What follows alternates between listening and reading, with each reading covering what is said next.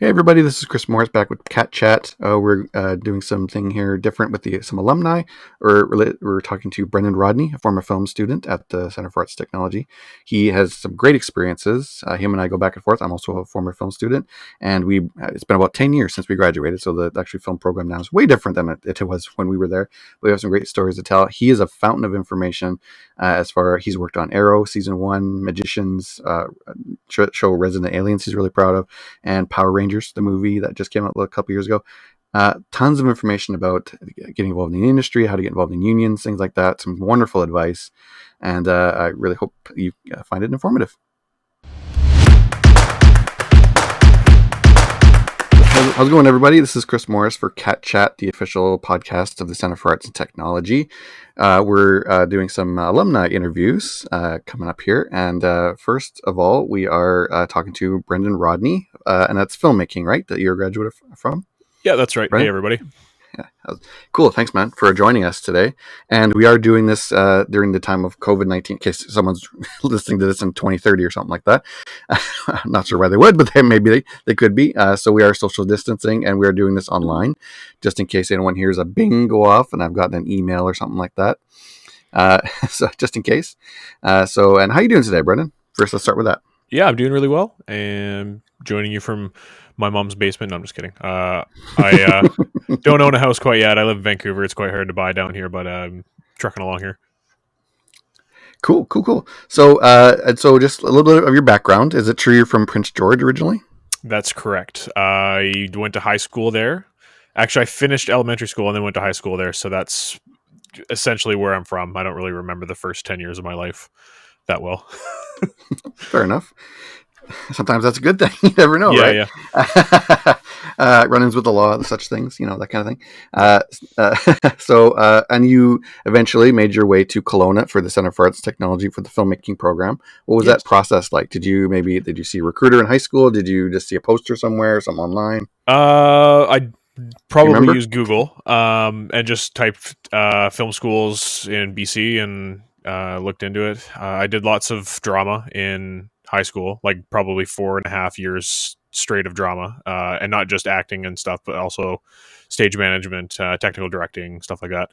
And I also did film class, and I actually really enjoyed just recording with a handycam, random little stupid videos throughout the school halls. They had a little studio room where they had a green screen and a recording booth and stuff like that. So I got lots of hands-on stuff in high school with that. And the only thing I missed was working with like-minded people that were basically in the same realm of expertise as I was, because I was the go-to guy for all that. The groups I worked in, they're like, "Oh, you got it. Roddy knows what he's doing." So I was looking forward to being more put more in a team environment where everyone's kind of pulling their weight. That's cool. And so you made your way to Kelowna eventually after graduating high school, I imagine. And I actually graduated early. I took English 12 in grade 11, and I only did half a year in grade 12, which were all super easy classes. I just worked my ass off at McDonald's and saved up enough money, and then moved down to Kelowna for the September quarter. Awesome. And do you have like a first memory? I should ask you first. Did you tour the campus first? Did you come in at all, or was it a cold visit when you first came in? It was a cold visit when I first came in. The first class I remember was with Kelly Veltri, doing like the introductory digital filmmaking, whatever. So we were just sitting in I don't think it exists anymore, the old studio in Cato. The old one. Yeah, the warehouse. Yeah, the warehouse, yeah. Yeah. We were sitting in there, and he's showing us how to use the old tape cameras. That makes me sound really old, doesn't it? Well, actually, you know what? I'll just interrupt you quick. I'm a former film grad. I graduated in 2008. So that warehouse was my classroom, basically, my main classroom. Plus, we had the editing suite, the Mac Lab. That was if you walked in and turned right at the reception.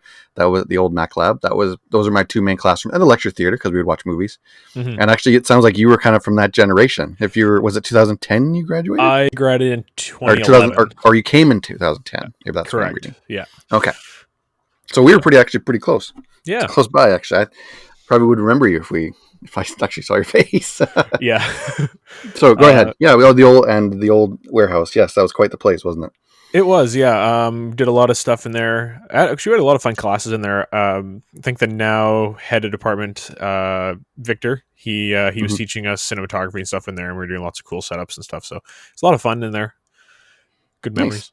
Yeah, cool. Yeah, like I said, and I have fond memories of that place that it's now. Well, I guess technically now it's Landmarks 17 or whatever it is, or 6, I think, actually. And the one next to it, the building next to it, is a big parking lot and coffee shop and things like that. So it's way different. I kind of look over there now and like back in the day, we used to have all our classes there. We could have had like 4 different setups, 5 maybe if we put one in the middle, like 4 corners, one in the middle. It was an amazing place.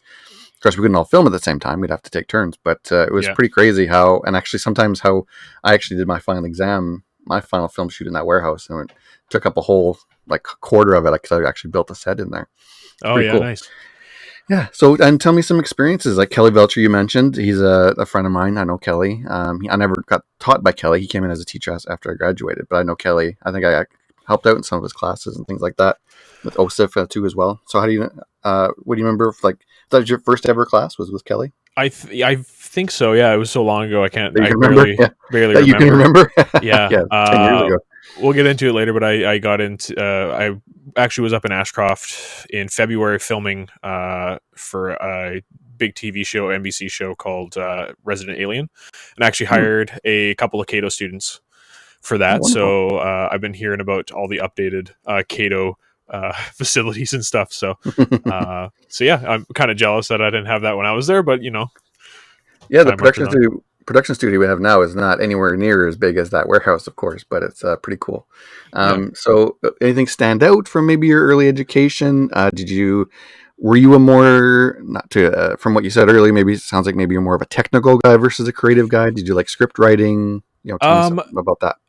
I hate reading, so Okay, my writing skills kind of suffer. okay, But well, and then in the third quarter, and when I was there, we had to make a 5 minute narrative film, but only 3 of them were getting made. So we okay. all had to write a script and then do a pitch to Graham Cairns, who was the department head back then, Yeah, yeah. and he chose 3 of the best pitches, and I happened to be one of them, and I'm like, cool. I get to make my film now. So I was excited in the moment, but now going back and actually watching it, I'm like, oh, there's a lot of things I could have done better. So it was definitely a Yeah. learning experience. But Well, I think uh, I don't know if I can speak for every single film student ever, but that might be an overgeneralization. But I think a lot of us film students can look back at our final projects or even some of our intermediate projects and be like, "Wow, yeah, that I'd change that now. I'd do that differently," things like that. So I wouldn't yeah, I wouldn't feel too bad about that. yeah, for Um, sure. But yeah, yeah, go I ahead. definitely had a lot of fun with the technical side of things. I loved DPing my own stuff. But as soon as I got into the professional field, I realized that it's a little bit more than what we had at Cato, and you got to know all the different kinds of lights and all the different kinds of flags and how it all works together, and you know what I mean, and Hmm. work with the sun and work with the natural diffusion like the clouds and fog and all that, all that kind of stuff. You gotta There's a lot to worry about. So if anyone graduates and wants to be a DP, there's still quite a ways to go for learning all the technical stuff. Yeah, I mean that's one thing that we're really great at Cato or Center for Arts Technology that I found was that we're great at it's sort of a beginners Hmm. in a sense. Not if you want to keep going, you keep going and things like that. It's a great way to sort of get your foot in the door and you learn really what a PA is. You learn what a grip is, and Hmm. it can help you get into the business for sure. If you want, of course, being a cinematographer, it's not just picking up a camera and there's way more to it than that, or editing Yeah. things like that. But at least you get the basics and you get to know how to get your foot in the door. Actually, that was another thing I really enjoyed was editing and visual effects. Oh yeah, with Exact Don same thing happened Ferguson. to me. What's that? Sorry. With Don Ferguson. Yeah. I Same thing happened to me in film school as it did in high school, where I wanted to learn how to use every program. In high school, I could use Adobe Flash, I could use Premiere Pro, I could use I can't even remember. It's the equivalent of Illustrator, but back then it was like Macromedia, like Draw or some BS. I don't know.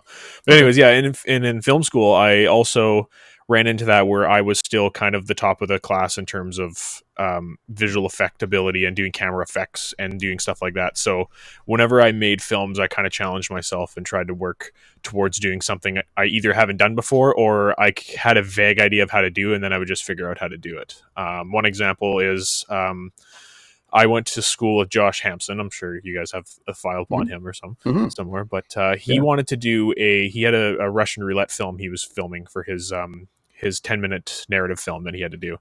And he wanted to, at the end of the show, have the guy get shot through the head and have the blood splatter the camera. And he's like, how do I do that without obviously splattering blood on the camera? And I'm like, oh, it's easy. You just get a white plate, like a white card, and then you just whip some blood on the card, and then you just do a Luma effect or a Luma key. And he's like, oh, I would have not even thought of that. And I never done that before, but I just knew exactly how to do it. So yeah, that was my fun little successful moments throughout Cato, is just doing stuff like that. That's awesome. Actually, you and I sounds like we would have been the opposite. I was more the writer, more of maybe a director kind of guy, and I learned about production design. I really enjoyed doing that kind of stuff. But I really enjoyed working with in editing. Actually, my first semester I almost failed. I barely passed, but then my second semester I got like 98% or something like that, because nice. Don Ferguson is a great teacher. He was great for to learn from. We had broadcasting. Do you guys have broadcasting back then? We did have broadcasting with Chris Cleaver and Don Ferguson. Yeah, I can't do Don Ferguson impression, but yeah. No, Chris Cleaver is pretty good though. How did you enjoy that? That was fun. I think because I do my own podcast now called the Video Games Now podcast, so I think I pull a lot of my experience from that class actually, with doing my own podcast and yeah, trying to drive the train on that, because ours are about an hour long, and we have lots of guests and talk about current gaming news and stuff. So I got to kind of go with the flow and make it up on the spot kind of stuff. So great. And so, how was your experiences doing your final project we talked about? What was it called, by the way? Do you remember? Have you seen it lately? Project. What did I can't actually remember what the final project was. Is that just because you blocked it out? I might have blocked it out. But no, I can't remember. If I could have a redo, I'd probably, if I got the same materials, I could probably do it again.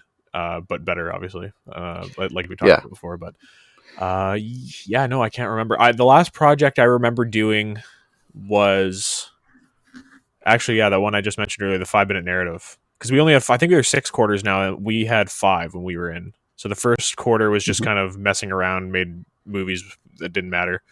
And then the second quarter, we had to do a 5-minute doc and then a 5-minute narrative in the third quarter, and then I think a 10-minute narrative and then a 10-minute doc. Oh, I remember. It was the documentary on dreams. That's what it was.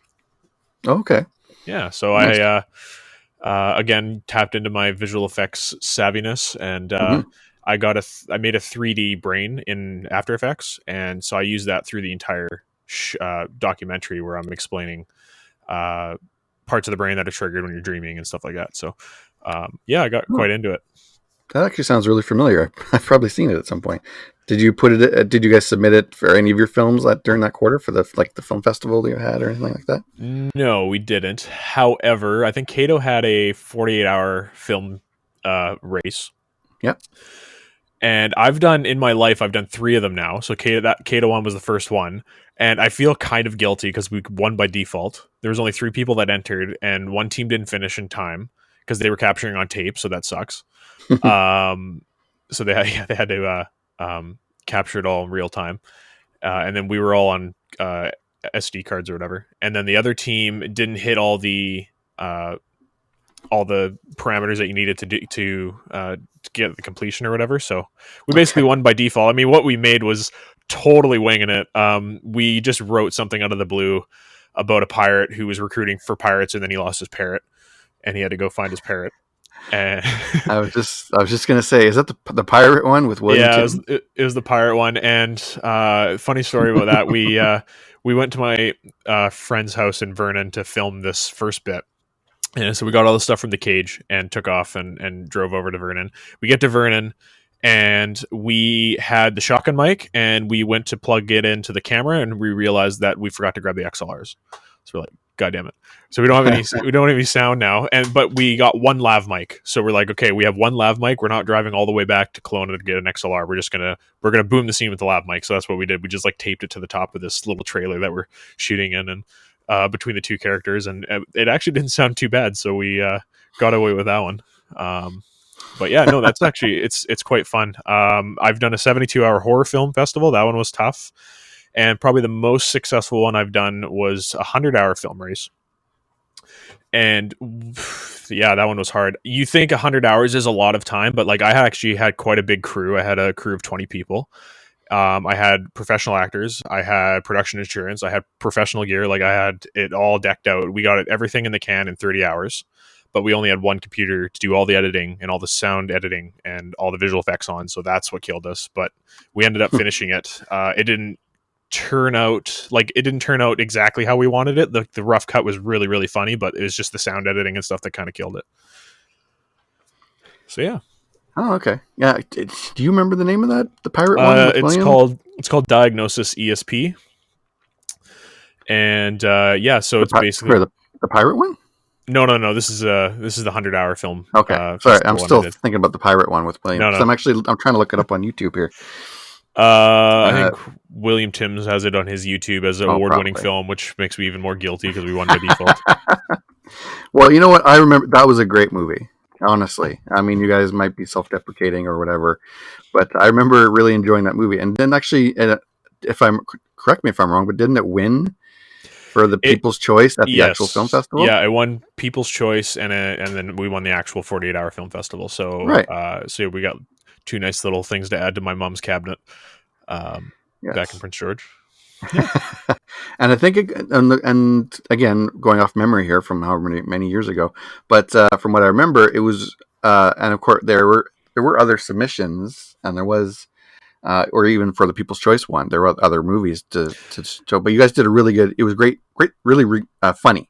That's what I'm trying to say. I think that's what got it, because everyone tried to do like the dramatic, like. Mm-hmm.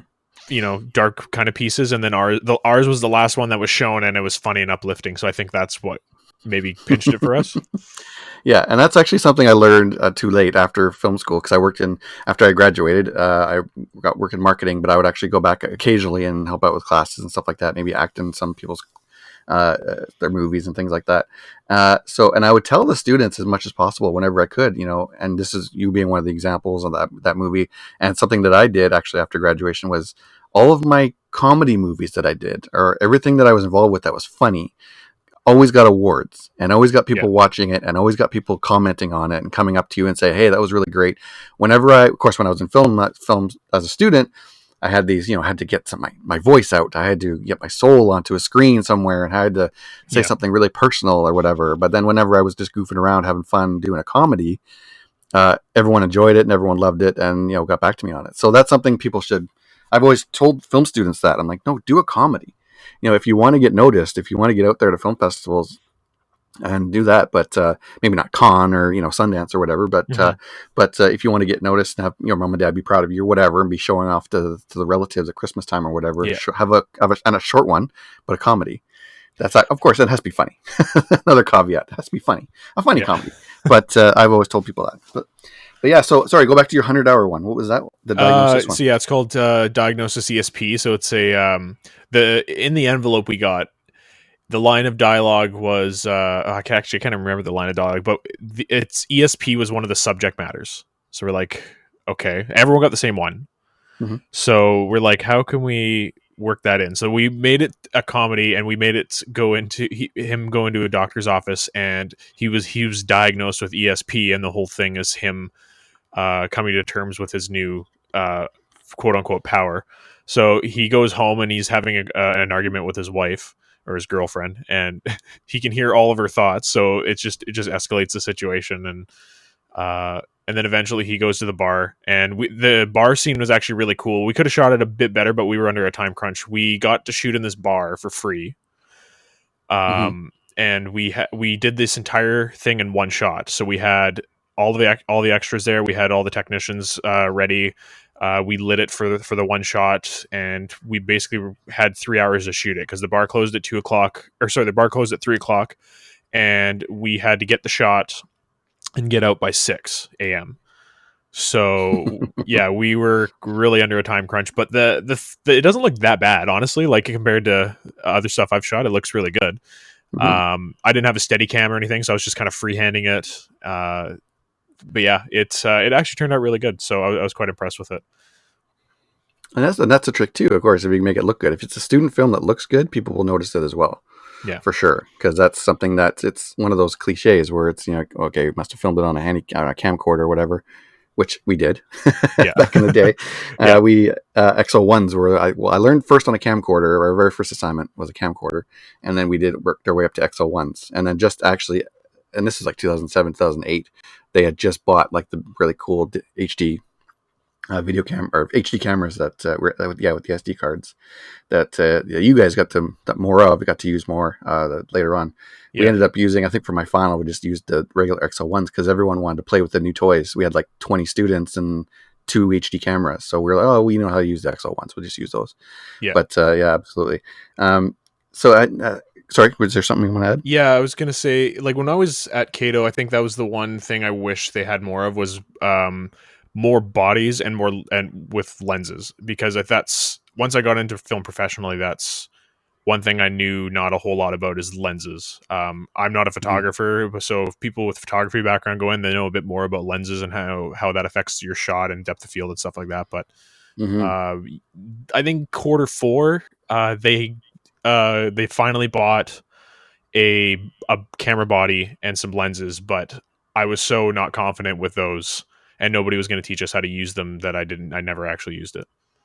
Yeah, no, it's one of those things where you have to remember, yeah, too. You're part of a film school too, Yeah, and also at the time, I think around that time too, they were thinking about buying a red cam and things like that. Because that had just come out, and I know I'd sort of put in my 2 cents. We're like, I don't think so, guys. We're a film school. I don't know if we should be buying the latest and greatest technology necessarily yeah, because it's going to get thrown in someone's trunk of their car, backseat of their car, hmm, and it's to me. Whereas as I mean, for me, I think it's almost at first, especially we're learning on an XL1 or something like that. hmm, It's you kind of learn how the basics work first and try to go for story first as opposed to making it look super cool. And of course, later yeah, on with your final, you want to make it look super cool too. And it also helps yeah, going into the industry. yeah. You gotta in film school, you gotta wear a lot of hats. Where in professional land, those don't really cross over. Like no one's going to be directing and also worrying about the technical side of anything. Like when you're Yeah, directing, you're worrying solely about the story and the character interactions and how all the shots are going to cut together and stuff like that, but you're not worrying about the technicals. I know. Yeah, for my final project, I know I was like the writer, director, producer, editor. I had a big crew too. I had a big class helping me too, but it would be pretty much on set. Like when we were just getting ready for stuff, I was Mm-hmm. also like first AD technically maybe as well. I don't know if I actually credited myself as that, but I might have been. But it is because everyone else is working on their project at the same time too, right? Yeah. And because I was going to say for my class, it was like everyone had to do a final project. You guys just did the pitches, right? And that kind of stuff. Whereas we all had to do our own. So Mm-hmm. that's another thing we were competing with is taking out. Okay, we had to negotiate when to take out the cameras. Who's got it on Saturday? Who's got it on Sunday? Who's got it on Thursday night? Kind of thing. Yeah. And so that was all important too. And who's going to be the camera person on this one? Who's going to be the cinematographer that one? Who's going to be Yeah. grip on this one? And Yeah. And that's so the other who's going to thing too, is act? there's no prep. Because now that I've worked in film for basically since I graduated, so I got my first film job in 2012, and I'm still working, not actively because of COVID-19, but Mm-hmm. once that settles up, I'll be back working again. So yeah, I've been working basically straight since 2012, and there's a lot of prep that goes into everything, and every department gets X amount of prep. So I work in locations department right now. I started as an AD. I'm sure we'll get into that in a bit because I'm Mm-hmm. seeing one of the questions that's coming up later. Yeah, But I was just going to ask you what getting out of school was your first job kind of thing. actually, my first job, Cato put out a like a job alert thing, and it was they wanted set deck trainees on a Christmas movie, a little movie of the week thing. And I'm like, yeah, I'll do that. So I sent my resume in and I got hired, and I couch surfed for 4 weeks while this thing was going on. And the guy I was working with, there's two set deck trainees, and I got hired, but the other guy I hired wasn't from Cato. He was from something else, but he used to be a PA in Vancouver, and I was like, that's what I want to do because I want to get into the DGC, become an AD. That's what my whole thing was. Mm-hmm. And when everyone goes to film school, they want to be a director or a writer or whatever, right? But so I kind of went in with that same mentality. And then once I learned what an AD is and what their job is, I was way more interested in that because that was more of what I was doing back when I was in theater, was stage management and behind the scenes, running the show kind of thing. So that's what I Mm-hmm. was interested in.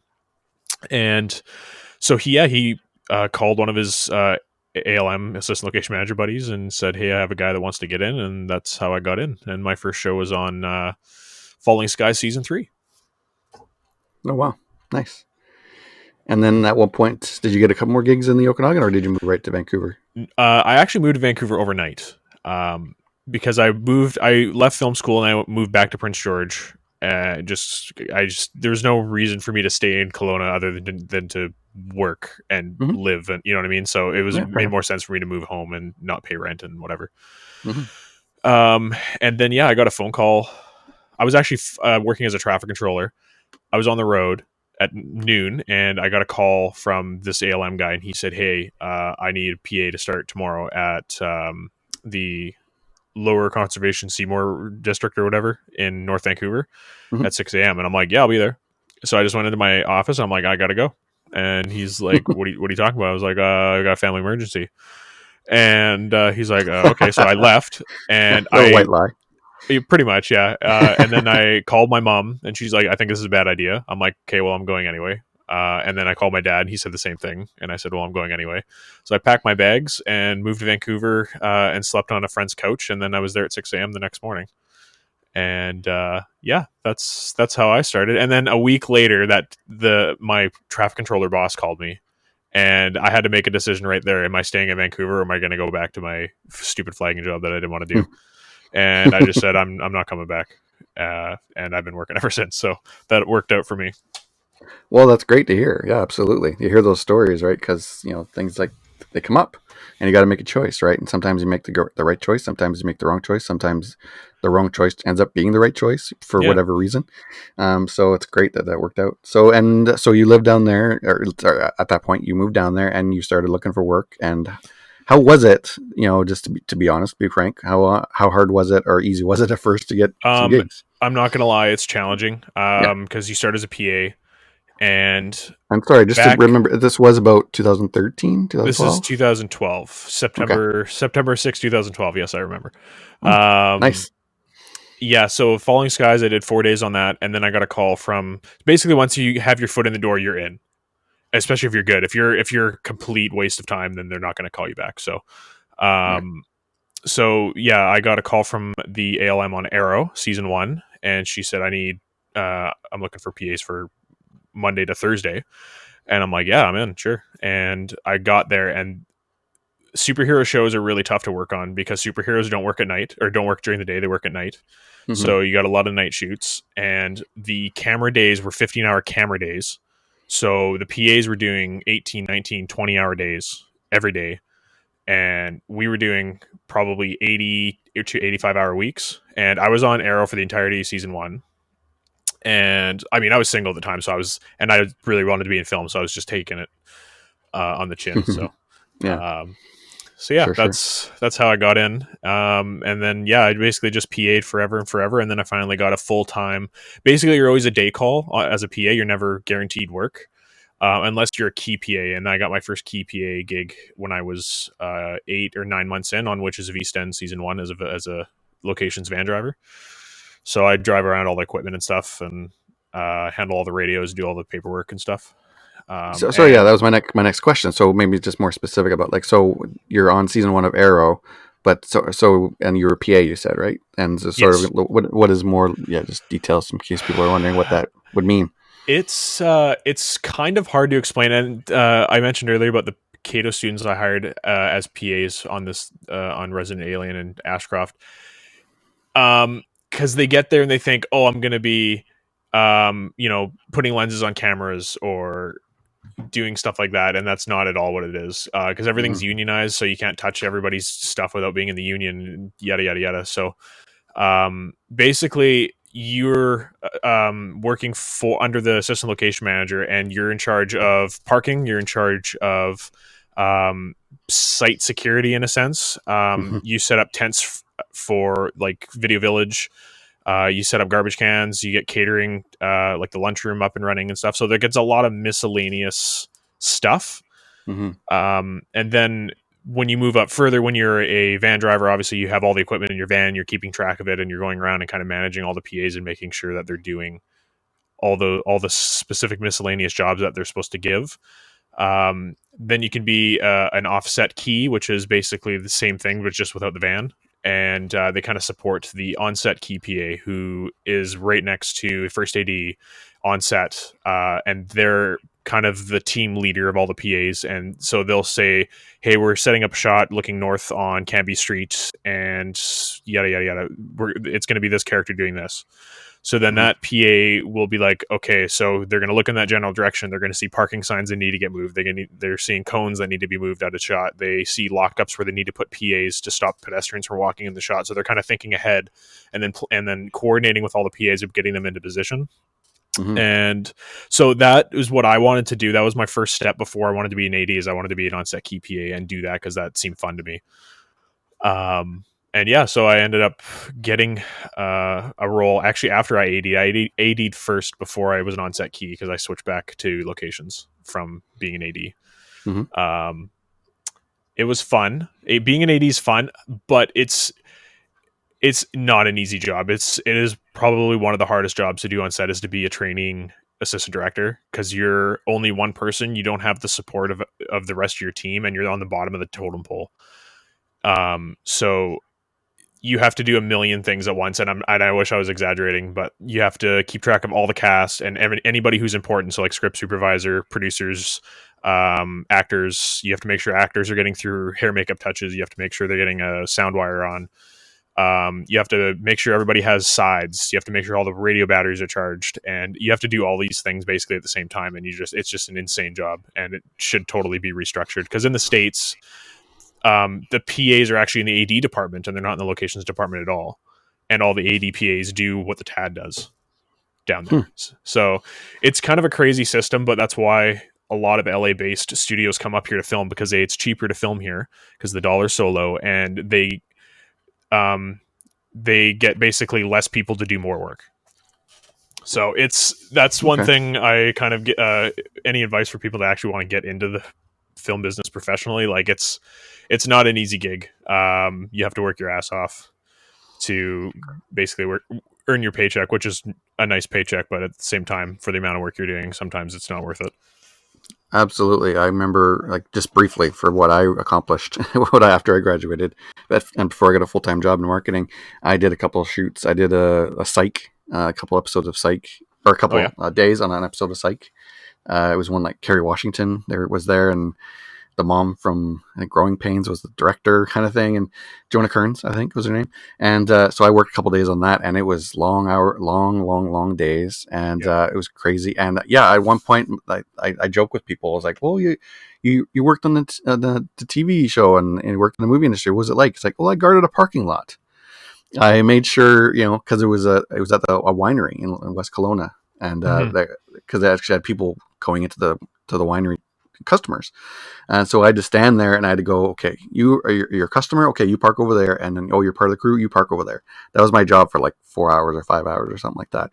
And then at one point they were shooting down in the actual winery. I had to go upstairs because right above like the lunchroom, and most dignified job ever. I had to stand in the room where the people who work at this winery would go in and have their lunches and stuff like that, and they would go to the bathroom and I would have to tell them not to flush the toilet.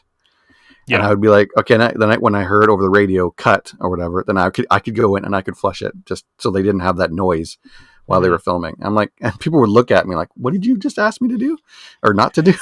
Yeah, like, the things Hollywood you do is absolutely mundane. And yes. It's if anybody in any other industry were to come into our industry for one day, they would think we are the rudest bunch of people ever. Like, it's just insane the stuff we ask people to do. Yes. And it gets annoying too when you're a PA and you're talking to, a grip who's been in the business for 15 years and you're like, hey, can you stop talking? We're rolling. And they're like, Yeah. oh, you're just a PA. There's no respect for you. So that's Mm. really, really annoying. Yeah. That's when I first got into the industry. It's gotten a bit better. And I'll tell you kind of a low point in my career, actually. Okay. When I was an AD, I was working on a show called Wayward Pines, and Mhm. the AD department is extremely abusive, and it's really, really hard for people to do well in it because there's so much pressure on you to get everything right, and there can't be any mistakes you made. You're just absolutely grilled for them. I worked for this AD. Actually, I won't say his name, but I worked for two first ADs and one second AD, and they were probably top of the food chain in their eyes. Like they were just absolutely abusive. And I at one point I was on for an episode and a half, and like I literally cried in my car at the lunch and like called my mom. Like I was so Oh, overwhelmed wow. and so like stressed out from this show. And at the end of the day, the first AD said, like, do you want to be here? And I said, no, I don't. So I quit and took 3 weeks off and kind of took that time to kind of reflect on my life and stuff. And then I went and got another training AD gig on a Nickelodeon show with a separate AD team. And that was actually one of the best shows I ever worked on as a TAD. So Mm. I Sweet. think when you're running into stuff like that, you just need to take a step back and kind of think about what your actual goals are. Like I did want to be an AD, but I just knew that I can't be an AD for them anymore because it was so bad. Sure. So And and these are paid gigs. You want to be able to pay the rent and things like that too. But at some point, if someone's with any job, if it's in an office or whatever, right? I mean, if someone's being abusive, you have to hopefully make that choice and make your life better by walking away from that. yeah, And you did find something better, so that's wonderful. yeah. And so, what are some of Yeah. the other projects or TV shows, movies you worked on? I did a lot of Nickelodeon. Nickelodeons are fun because there's kids and kids can only work a certain amount of hours before we have to cut or before we have to Right. wrap up for the day. So Sure. that's nice for us because DGC is paid on flats, but all the other unions are paid on hourly. So they don't like that so much because they don't make as much money, but we make the same amount of money on those shows. What's other? Any What more else? superhero shows? I stopped superhero shows after Arrow because I did Arrow season 2 and I was the van driver on there and I did 105-hour week and Mm. like it was bad. And then I actually damaged the van while I was working. I drove the van and I actually went under like an underpass and like scraped the top off the roof of the van there. Oh, So that wow. didn't go so well. So they fired me for that. So, oh Oh, yeah, that's no. one thing. Don't be afraid to get fired. Everyone has been fired in this industry at least once or twice. Like everybody, and Yeah, of course. it's all to do with a personality thing. Like that's the other big thing about the film business is like it's really all up to personalities. Some people are Hmm. really really good, and others are not so good, but they might work well with somebody else. Um, Right. so yeah, Well, you just especially gotta those fish superhero around. show.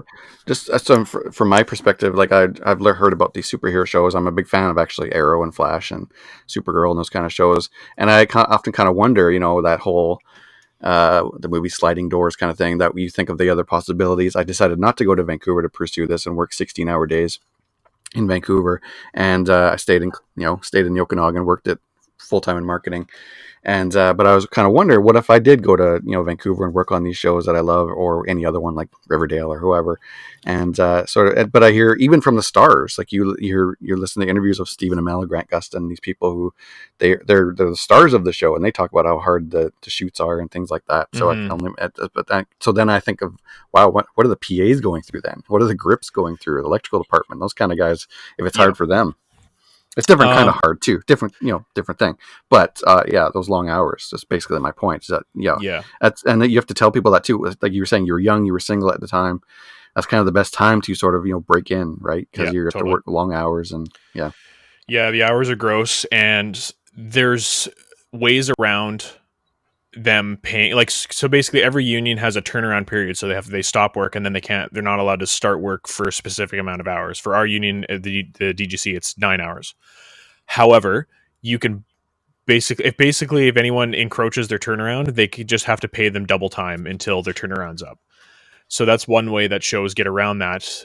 When I was a PA, they didn't care about turnaround. They basically just paid you for your turnaround, and you were back in 5 hours after you got off. Mm-hmm. But it's gotten a bit better now because there has been quite a few accidents and stuff. One of the biggest ones was on Riverdale. The main guy got in an accident because he did a 20-hour day or something, and then drove Yeah, I home. heard about that. Yeah, they drove and the drove was it? I think yeah, it was Archie himself, I believe, wasn't it? Yeah, it was. Yeah, Yeah, the number one. Yep. yeah. So that kind of put a big damper on it.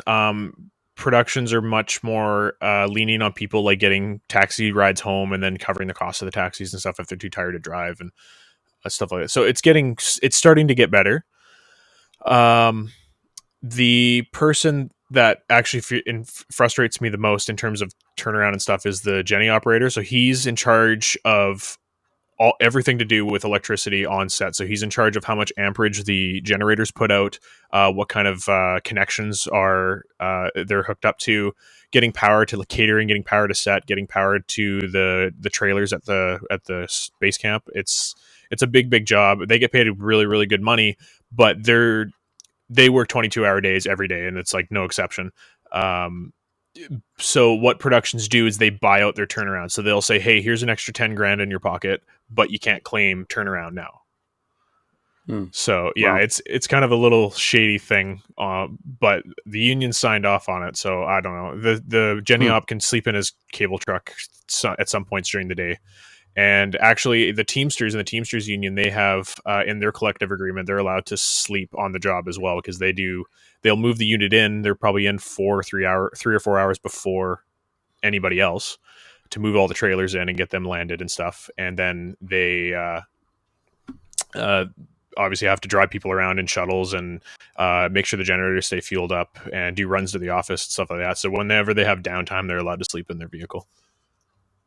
Wow, that's crazy. Yeah. Honestly, wow, that's crazy to hear these stories, man. I mean, Yeah. kind of you think because you hear the stories about again long hours and stuff like that, but stuff like that, wow, 22 hours and all that, Yeah, it's bad. crazy. But right now, since the industry shut down because of COVID-19, there's actually a lot of people that are fighting for 10-hour camera days instead of 12. So there's a lot of pushback happening right now with that. So Well, that's great. Honestly, yeah, that's how it should be. I mean, people shouldn't be getting into car accidents and things like that, or sleep deprived because of their job, no matter how much they're getting paid. Something I wanted to go back to just quickly: how hard, easy / whatever was it to get into the union? Um, in my personal opinion, the Directors Guild is kind of not a loosey goose. Like it's just a dumb way to go about getting into a union. It doesn't make much sense at all. All the other unions have much slacker requirements to get in, and to get in the Well, Directors.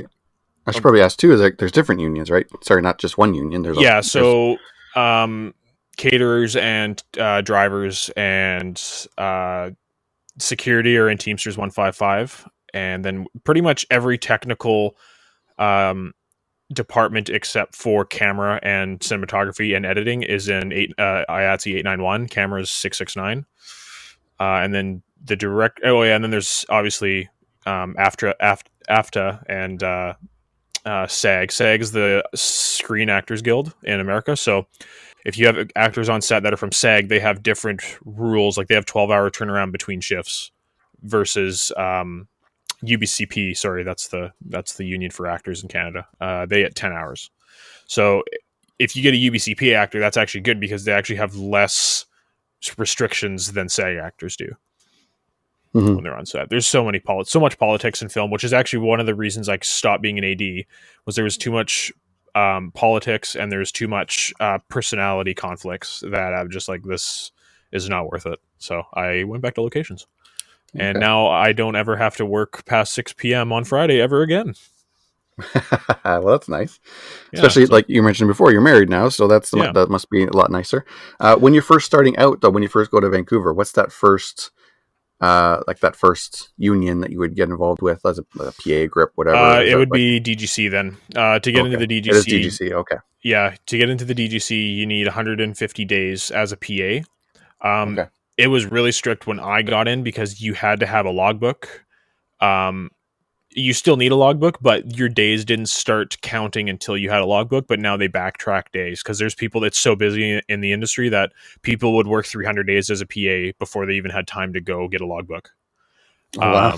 So yeah, so they would backtrack all the days now, and they reduced the application fee. It was $1,000 when I joined, and now it's 500. So they reduced that quite a bit. But yeah, so Hmm. DGC is the fastest way to get in.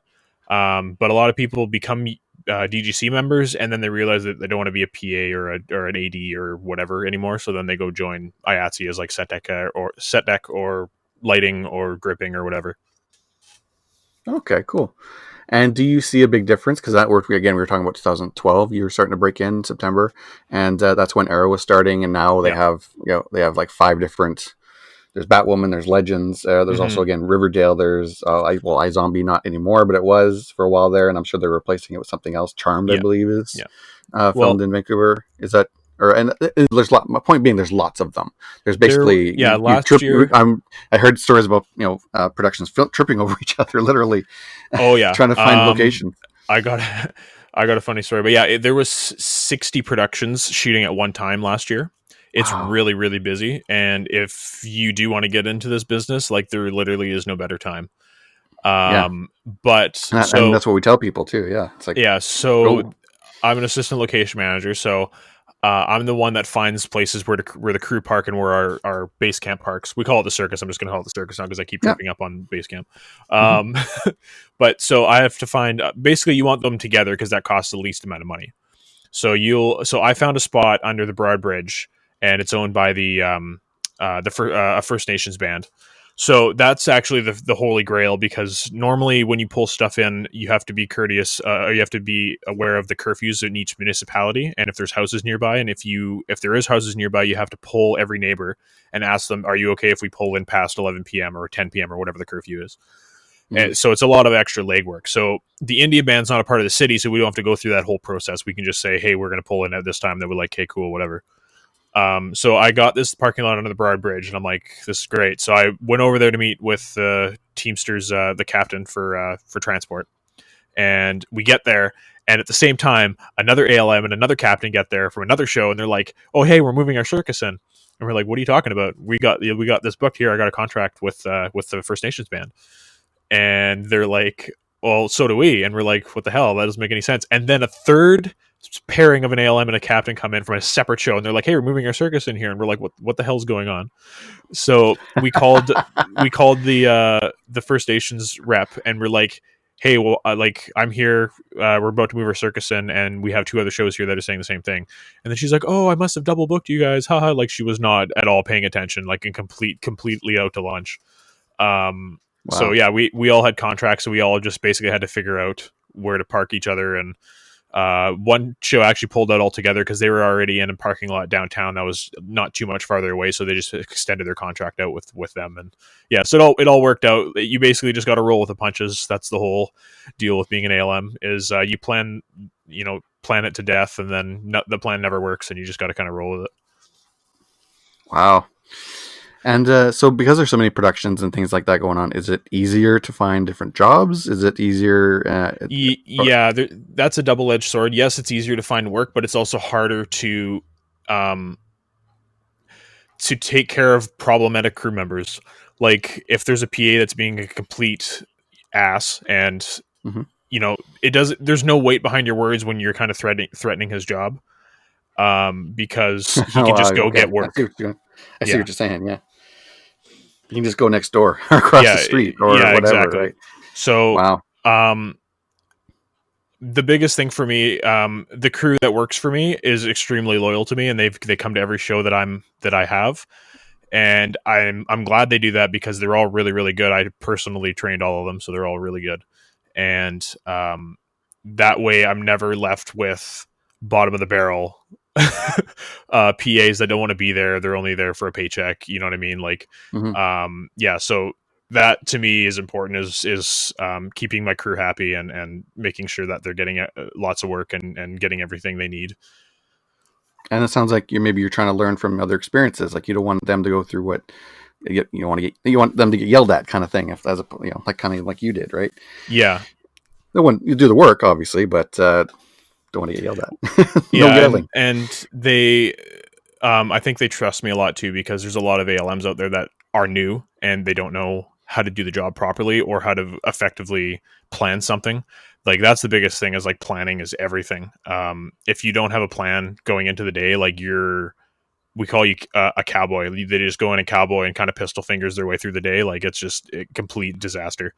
And you I can like that. tell, yeah, you can tell right away who's a cowboy and who's not. Well, okay, So fair enough. yeah, That's not just the hat they're wearing. It's yeah. I like that. And so, in case people who are listening don't know, what does ALM mean? Is that ALM? That's an assistant location manager. Right. I figured, So but yeah, just make sure. so basically, the location manager will get an outline or a full script. Normally, just an out. If you're working on TV, you'll get an outline, maybe like 4 or 5 weeks before you get an actual script, and that tells you what settings are required. And then the location manager works with the producer and the production designer, and they have to figure out what's going to be a build and what's going to be on location and what's going to be basically what do I need to do, what do I need to find for the show. Mm-hmm. I worked on Magicians. I worked on all 5 seasons of Magicians, Oh, okay. and that show was for NBC. I think season 5 just finished airing, but yeah. So for example, there's a fictional land in that show called Fillory. So that was basically like a medieval looking castle that we built in in one of the studios. So the interior we built, and then the exterior was just a visual effects. So we just had to find the vistas, all the forests and areas that we could comp in the castle and stuff. So yeah, that's basically what the location manager's job is to send scouts out, find like 12 options for one location, and then she'll short pick maybe 5 of them and then present them to the director and say, hey, we could shoot this here. And then the director will shortlist maybe 3 of them, and they'll go on a director scout with the producer, the production designer, the director of photography if he's available, and they'll look at all these locations, and then they'll decide which one they like the best, and then that's the one that gets chosen. Soon as that happens, she kind of turns her chair and goes, hey, we chose this location. And then I go, copy that. And then I take over, essentially. Like I get all the permits from the city. I have to notify all the neighborhoods. I have to find out where we're parking, where we can park our work trucks. I got to talk to neighbors and buy out their driveway so we can park like craft service in there, or a washroom trailer or a generator or something like that. Then I got to make sure I have enough PAs for the day. And I got to book cops. I got to book ambulances. I got to book it's just a huge job. It's an enormous job. But the location manager can never help you because they're prepping 2 episodes ahead of you. So it's not until the end of it's not till the end of the show when they're like, hey, I'm free, I can do something. Right. So yeah, that's what people think about too, or don't think about maybe when they're producing all these shows, like the 23 episodes of Arrow or whoever.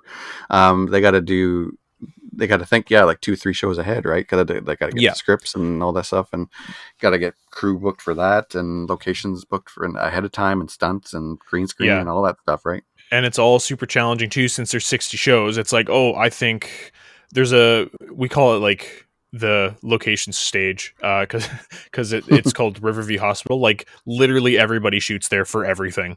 It's an old mental institution, so it's got hospital looks, it's got administrative office looks. There's a jail cell that was left there by a show like 20 years ago or something. So that's still there. There's exteriors, there's forests, there's roadways. Like there's so much stuff you can do there, and there's always like 3 or 4 shows there all the time. So if you want to film in Riverview, you got to like book, like as soon as you get an outline, you're like, that could be shot at Riverview, like you got to be inquiring about it like 2 months ahead of time to even get in there. So it's really challenging as a location standpoint to get into any of these well-known places. So, and the scouts are having a hard time too, because we're kind of trying to find the diamond in the rough, right? We're trying to find a location nobody shot at before, and start a relationship between them and the film industry, so that other shows can now go in there. Oh yeah, and that's important too, right? Because you want to keep that relationship. You don't want to, and we learned this as film students. Maybe if your class came up with this, but I know we would, just a little thing like the local army surplus store. If we wanted to go in there and borrow some stuff for props for a movie, but the class before us had been jerks and screwed them around or whatever, or brought stuff back broken or whatever, we wouldn't be able to. So you have to sort of forge those relationships, not just Yep. necessarily for you, but for the community, right? Yeah. So that's another part of my job is cleaning up after the crew, not both physically and mentally and spiritually or whatever the hell, in terms of like businesses and homeowners and stuff. Because it's really it's kind of easy to sell the idea of filming in somebody's house, but what a lot of new scouts and not a lot of new ALMs do, which is not good, is they kind of butter it up. They're like, oh, it's really cool, you just get a big paycheck and we come and we film your house and then we just kind of we leave and it's like we were never here. Like they totally butter it up, and it's like I don't do that. I lay all my cards out on the table. I'm like, okay, so yes, you're getting money, but there's going to be 150 people in your house. We're probably going to damage something, but we're going to fix it. Like we're going to fix everything that we damage. Mm-hmm. And there's production insurance. So if anything happens, like you're covered under our insurance. You don't have anything to worry about. And I basically say like, if you have any questions or if you have any concerns about anything, you call me and I'll fix it. Like that's the most important part of our department, is making sure that we don't go and just leave a burning trail of ashes behind us. And have you worked on any movies, or is it TV and movie is sort of a completely separate thing down Yeah, there? so there's feature films. Those are like Deadpool and Godzilla and stuff like that. I have worked on some of those. I think my biggest one being the new Power Rangers that came out a few years ago. Oh yeah, I actually like that movie. Did you? Yeah. Yeah. That was my last show I did as an on-set key PA, and that was a tough show, but it was a lot of fun. I would have upwards of 40 PAs a day sometimes under my command. Wow. So we were in a little settlement called Steveston, where Yeah. for Oh anyone yeah. who's seen the movie, it's where the Green Power Ranger Elizabeth Banks tears up the street, and there's like 200 extras running away from her. Mm-hmm. So it was that sequence. So we were doing a 360-degree shot, and I needed 40 PAs. I needed PAs standing in every doorway of every business, every alleyway, every sidewalk, to make sure that nobody was walking in the shot. And the amount of planning and the amount of coordination that took was amazing. And the fact that we pulled it off and looked like absolute professionals is kind of a highlight of my career, honestly. Yeah, that actually read my mind. I was going to say, what would you consider your TV work to be your highlight, or but that was it. That was your work on that I movie. think Just for the sheer massive size of it all. yeah, it was just the teamwork involved with it. The team of PAs I had was really, really good. I basically stayed by the first AD, who is like the nicest human being I've ever met, and totally not in character for being an AD, but he was really, really good. Yeah. And I had PAs that were experienced, but not quite ready to be a key PA. So I had them kind of close to me, and I would give them very specific tasks. So I had two PAs that were kind of my right and left hand. One was in charge of just moving equipment. So he had a team of 12 PAs that just moved equipment. So I would say, hey, we're looking this way. Let's move all the tents and move everything over here. And he would say copy, and he would take his team and just get it all set up and get it all on the move. And there were so many PAs. I actually had two radios on, two different earpieces on. I had one on channel 1, which is where all the ADs talk and they ask for stuff. And then I had all the PAs on channel 10. So I was talking to all the PAs on channel 10, and then channel 1 would come on, and I would have to listen to channel 1 for a second to see if there's anything to do with our department, or if the shot was getting changed or whatever. And then I'd have to update my team on channel 10. So it was like, I was just so high pressure, but like we pulled it off, and the show turned out pretty good. Yeah, and it did, honestly. Yeah. So what's the best, if you can think of anything, what's the best advice you've ever received? Is there any one single piece of advice? Or maybe advice you give to others? I think the best advice I ever received, and it's still kind of true today, is no one's going to offer you a job in the film business. You have to go out and you have to find a job. Basically, actually the highlight of my career in terms of like success is I've location managed one show that just got released on the new Quibi service called 50 States of Fright. So in order to get that job, I found out from somebody who's already working on the show that they couldn't find another location manager. Like they were struggling to find a location manager. And I was working on Magician season 5 with the location manager I've worked with for the past 5 years, and who is basically like my work mom. And yeah, I heard about it and I said, hey, they're looking for a location manager on this show. And basically, I was basically asking her without asking her, can I go do it? Can I go do it? Because I have a lot of loyalty towards her. And she's like, yeah, send your application in. And I'm like, okay, cool. So I did, and they called me, and I got an interview, and I got hired. So it was kind of like leaving the mama nest to go location manage my own show. But yeah, they had no idea I existed. This was my first location manager gig, and I just found out from somebody I used to work with saying, hey, they're like struggling to find a location manager. I don't know what they're going to do. And then I just said, send me the PM's, the production manager's email. So yeah, that's how I got it. So you basically, if you want to, whatever you want to do, you have to go get it. No one's going to hand it to you on a silver platter, and people are waiting for an opportunity to come up. It's not going to come up. You got to go and chase it down. That's great advice. That's great. Yeah.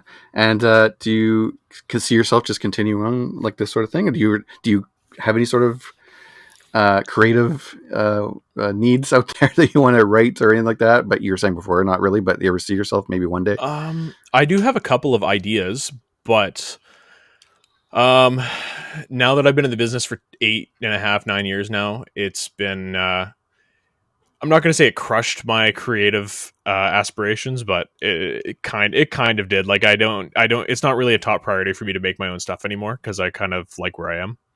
Okay.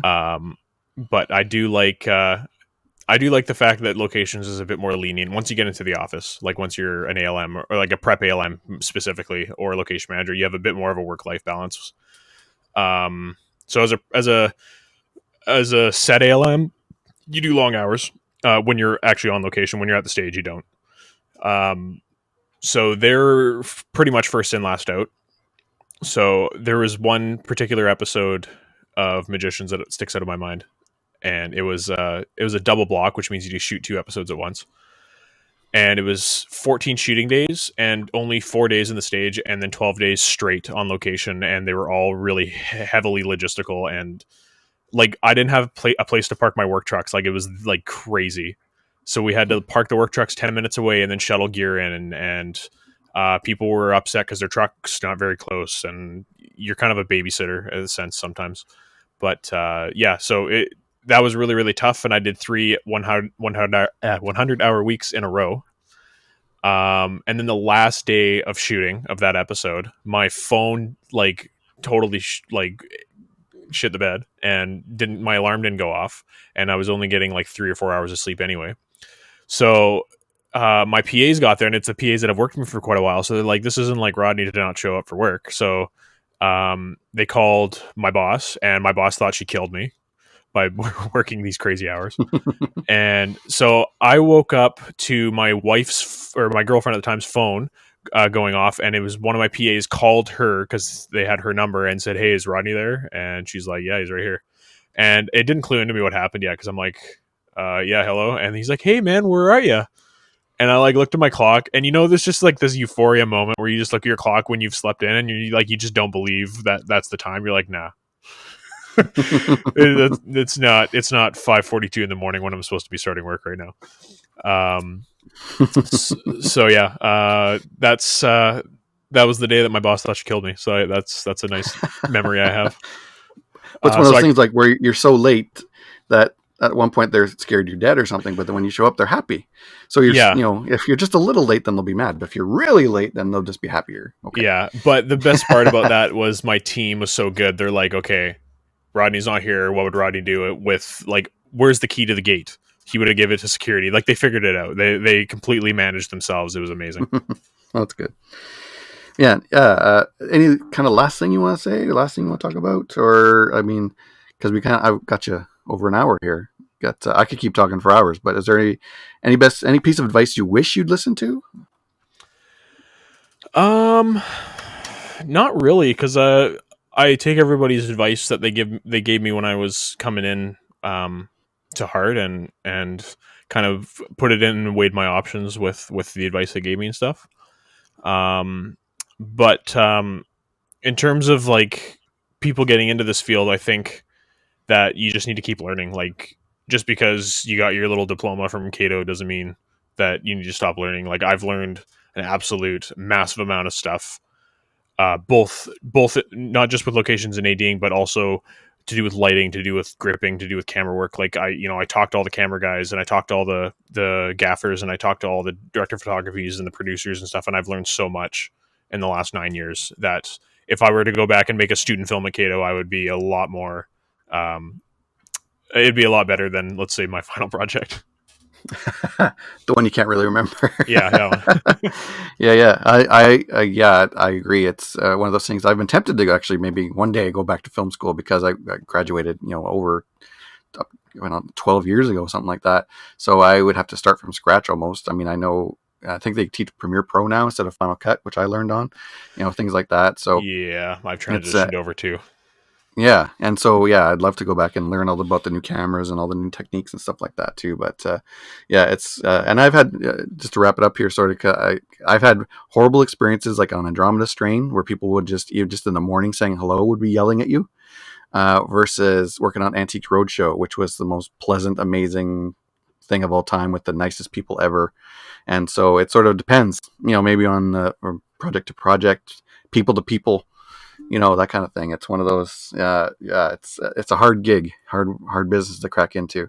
And I think I might be a little too old now to break into it, but you never know what tomorrow will bring if they ever come back to work. Yeah, for sure.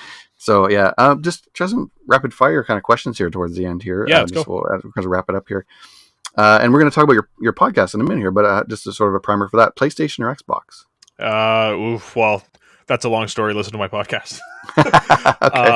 I have Either an or. Xbox. I have an Xbox right now, but they're not impressing me, and I probably won't buy the new one. I'll buy a PS5.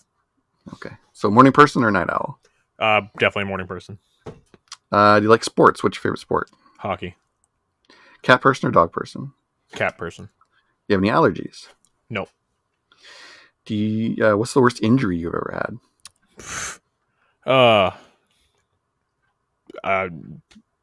I don't know. Not really. I haven't really been injured that much. Okay. Yeah, I'm saying I've never had a broken bone. It's I had a cracked wrist when I was when I was in grade 1, and that's about it. Okay. What's the oldest thing in your fridge? Probably dinner from 3 days ago. Are you have siblings? Are you the oldest, youngest, middle I'm child? the oldest of 2. Younger brother. Do you get up to Prince George every once in a while to visit, or do you kind of? He actually moved down here and gone into the industry for a bit, and then didn't like it, and then became a truck driver. So he lives in Prince George now. Okay. Last one here. If you're at a convenience store, what are you more likely to buy? Some salty potato chips or a sweet candy bar? Oh, dude, sweet candy bar all day long.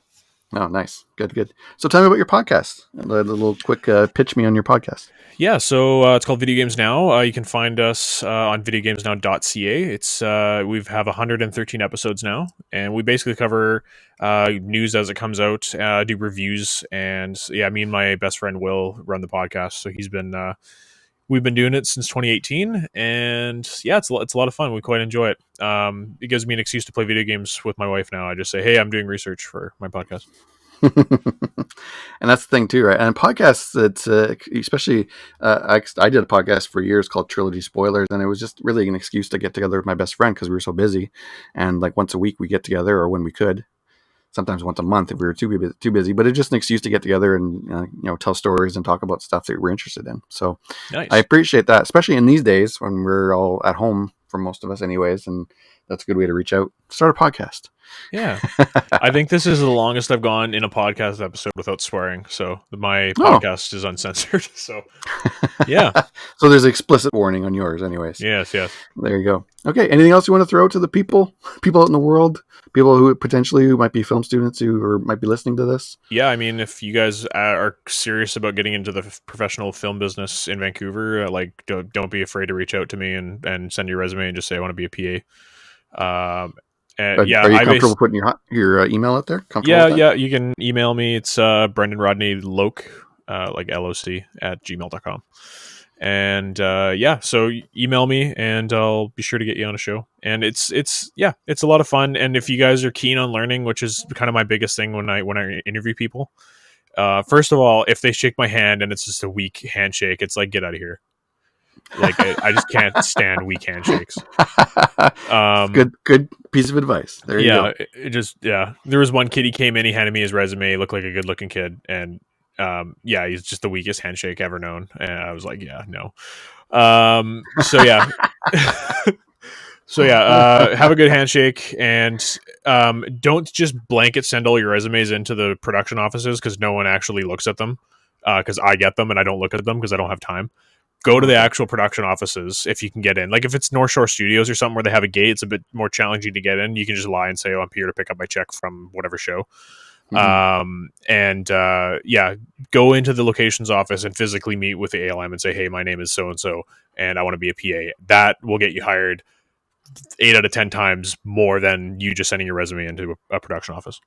Okay. And actually, that's something I meant to ask before, but yeah, that's a great piece of advice. Is if you're just where do you go? Like you're starting out, you move to Vancouver, you have a resume. Like where do you go to just So like? There's if no because in Okanagan we have the film commission. They don't have that in yo Vancouver, do yeah they? they have Or is that not a good place? no they have that, but what you should do is go if you're meeting with the ALM. Go to the Directors Guild of Canada's website. Go to the British Columbia's district. There's a production list on there. So if you guys are actually curious what's shooting in Vancouver, you can go there and find this production list. It's got everything that's shooting right now.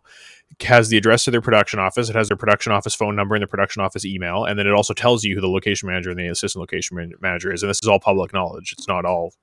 If they don't want you to know what the show name is, they'll give it a code name. Like for Power Rangers, there was Shirt. I don't know who came up with that madness name, but that was the code name for Power Rangers. Oh, So yeah. nice. So if you want to work on a specific show, even then you know where the production office is and go there and talk to the locations team and whatever. Yeah. Well, man, it's been a pleasure talking to you, man. You're a fountain of information. That I like I said, I could talk to you for hours about this stuff, but I want to let you go here and get back to your family, get back to playing some video games. Oh, she's at work. I'm just gonna go back to playing video games. Well, there you go. Hey, that's good. So yeah, thanks, man. Appreciate that. And what's your one last time? What's your podcast? What's It's your called website? Video Games Now, and yeah, videogamesnow.ca. Check it out. Nice, cool, man. Well, it's great talking to you. Take care during this crazy time, and hopefully you'll get back to work soon. All right, take care. Thanks. Thanks, man.